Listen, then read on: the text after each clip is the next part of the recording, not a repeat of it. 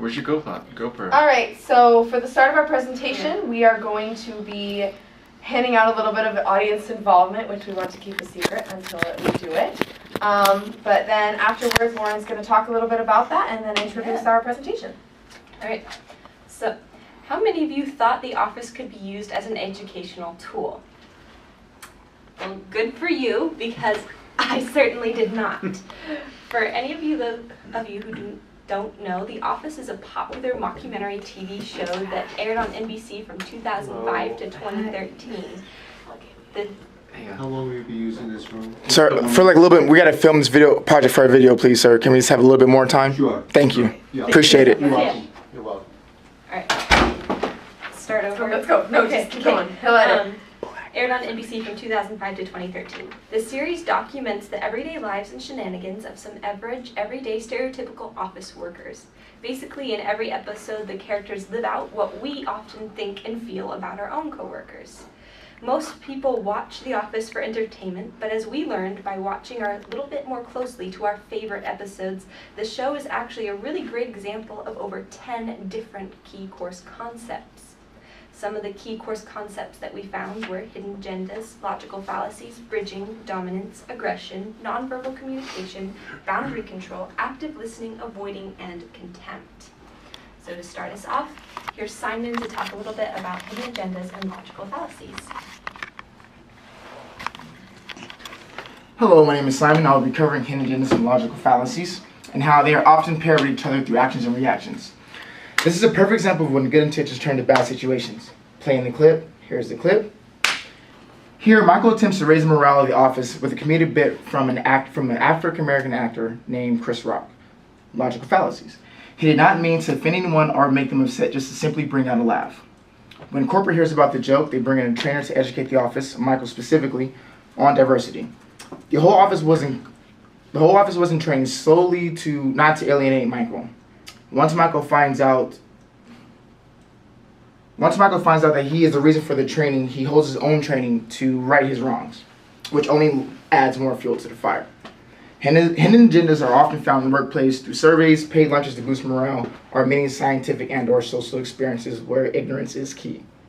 And that's all I have right now. It'll get better. Good work. Okay. Thank you.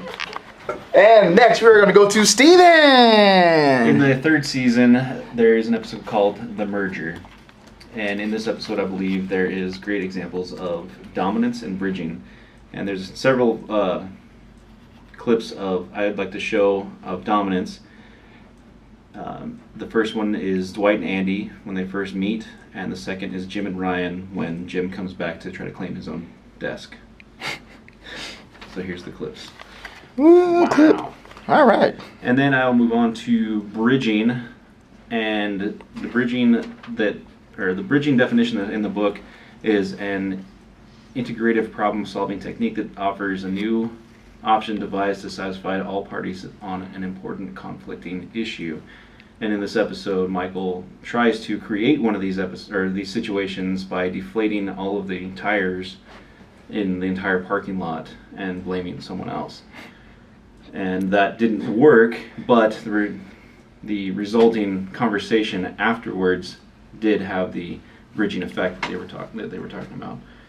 And now I'll be bridging over to Adria, who has an episode from the fourth season. Yay! Adria can't speak right now, her voice is gone, so we're just going to imagine her speaking. We're going to jump to the next one. The episode I chose to watch and analyze is called Stress Relief, which has become a well-known episode for the communication within the office, or better yet, lack of communication within the office, and how it plays a role in the effectiveness of office's safety. An employee of the office, Stanley, suffers a heart attack. The office does not know what to do to help him. They're left in scrambles. Because of this incident, their manager, Michael Scott, decides to hold a CPR session to better prepare for a medical emergency.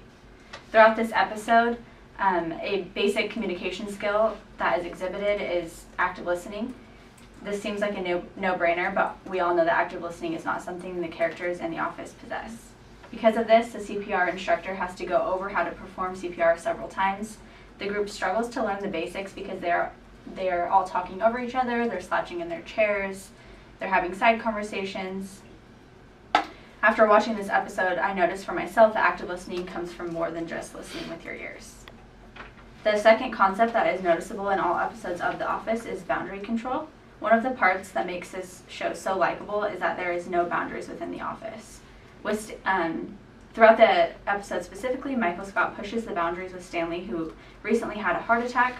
For example, Michael suggests that Stanley learn CPR when Stanley was the one who suffered the heart attack. Michael often gets too personal with employees and pushes his boundaries as a manager.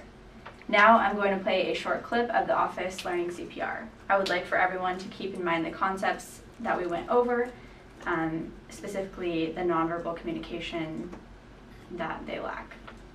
Later on in the season, there's even more examples of nonverbal communication and verbal communication that Madeline is going to go over.